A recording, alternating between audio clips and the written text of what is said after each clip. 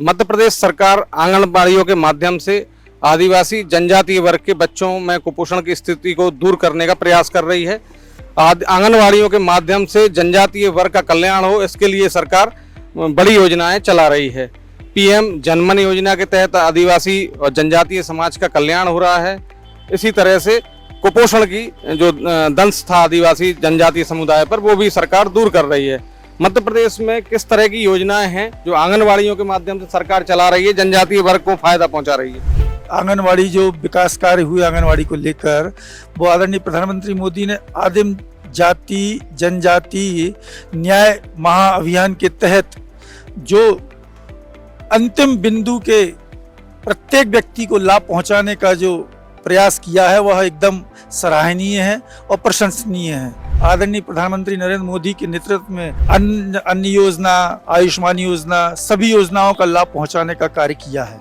आंगनवाड़ी जो किराए के भवनों में, छप्परों में, किसी के पेड़ के नीचे चलती थी, वहां हर जगह पक्के निर्माण हो गए हैं। मध्य प्रदेश में सरकार जो आंगनवाड़ियों के माध्यम से आदिवासी जनजातीय वर्ग का कल्याण कर रही है। मध्य प्रदेश में बड़ी समस्या थी कुपोषण। आदिवासी बच्चों में कुपोषण सबसे ज्यादा प्रभावित करता था। अब कुपोषण की स्थिति किस तरह की है और आंगनवाड़ियों के माध्यम से कुपोषण पर किस तरह सरकार ने काबू पाया? पहले के माध्यम से अभी देखा जाए तो बहुत ज़्यादा स्थिति में सुधार है। पहले बहुत ज़्यादा परेशानी होती थी बच्चों को, उनको सही तरीके से उनके खाने पीने का, उनकी दवाइयों का कोई इलाज नहीं था, सही नहीं था। अभी जगह जगह जो जिस तरीके से अभी विकास कर दिया है सरकार ने, आदरणीय प्रधानमंत्री जी ने जो विकास किए हैं, और जिस तरीके से मध्य प्रदेश सरकार ने योजनाओं में वृद्धि लाई है दर दर समय पर, उससे बहुत विकसित हुआ है। उससे दवाइयों का भी प्रभाव बढ़ गया है। अब खाने पीने की जगह जगह व्यवस्थाएं हो गई हैं बच्चों के लिए।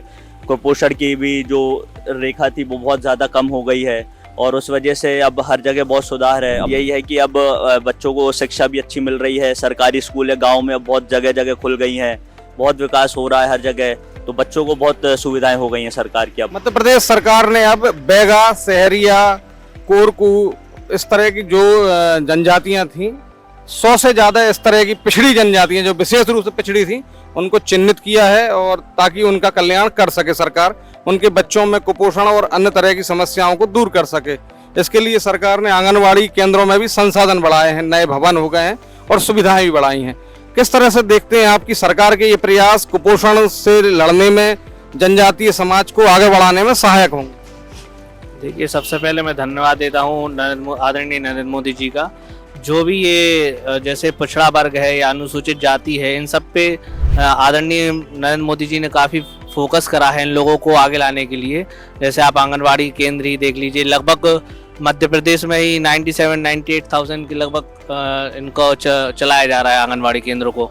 और जो पुराने भवन थे उन सारे भवनों को नया बनाया गया। जो कुपोषण की स्थिति जैसे बन रही थी, जो खाना या विटामिन वगैरह की चीज़ें जो प्रॉपर नहीं पहुंच पा रही थी, तो प्रधानमंत्री औषधालय से और इन सब चीज़ों से उनके लिए हर क्षेत्र में, हर प्रदेश में जहाँ भी भाजपा की सरकार है या कुछ भी है, तो मोदी जी के तहत जो हमारे जैसे जो हमारे यहाँ पे अभी आदरणीय मोहन यादव जी सीएम हैं, उन्होंने उस चीज़ को और ज़्यादा डेवलप करा है। हमारे मध्य प्रदेश में ही इस सब चीज़ों पे फोकस करा जाए। जो अनुसूचित जाति हैं, जैसे शहडोल साइड हो गया, ये मंदसौर, यहाँ पर जो पिछड़ी जनजातियाँ हैं, इनको बढ़ाने के लिए सरकार, हमारी मोहन सरकार भी काफ़ी काम कर रही है आदरणीय नरेंद्र मोदी जी के आदेश पर। मध्य प्रदेश सरकार, डॉक्टर मोहन यादव की सरकार लगातार कुपोषण की जंग को जीतने में लगी हुई है। आंगनवाड़ियों के माध्यम से सरकार लगातार काम कर रही है।